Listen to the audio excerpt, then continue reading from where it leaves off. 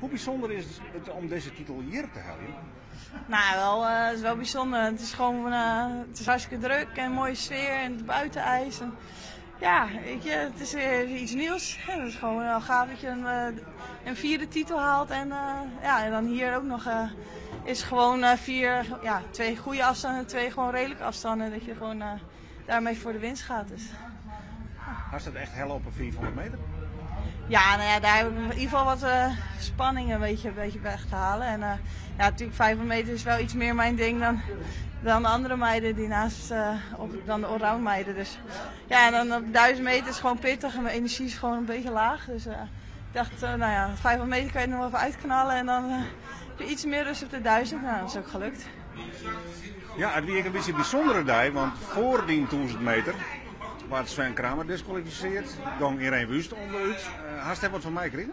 Ja, dat krijg je wel mee natuurlijk. Ja. Ik bedoel, de spanningsboog is hier niet zo heel hoog, dus je krijgt alles wel mee. En gelukkig stond iedereen snel op en was er niks ernstig aan de hand. En dat is toch altijd wel het fijnste. Ja, het is vervelend dat het onderuit gaat. En van Sven, dat hij gediscussieerd is, ik heb het niet gezien, maar nou ja, dat is wel zonde voor het toernooi.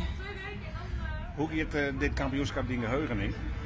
Nou, gewoon als een feestje. Een mooie sportpromotie denk ik zo. En met het hele volk. En ja, ik heb er wel van genoten in ieder geval. En snij lekker vrij, hè? Ja, mooi zo. Ga ik uitslapen. Nou, Thijs Hoenema, na dag 2 stierst in een toch een podium, hè? Ja, dat zie ik net toch. Ik denk, ja, als iedereen moet staan, dan word ik vierde. Maar ja, dat bleef ze net. Ik dacht, oh ja, ik moet er sowieso voor bloeien rieden.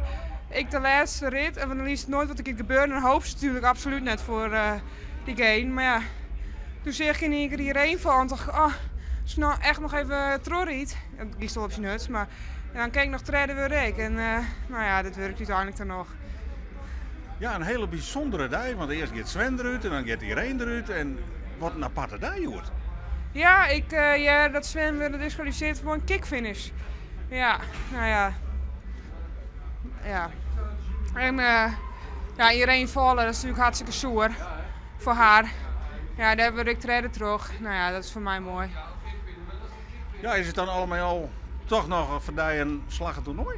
Nou, ik hier van tevoren net toch dat ik op het podium zou rieden. Nou, dat ried ik nou wel. Ik ried de eerste van een goede tours, maar ik ried slechte 400 meters en vooral slechte starten.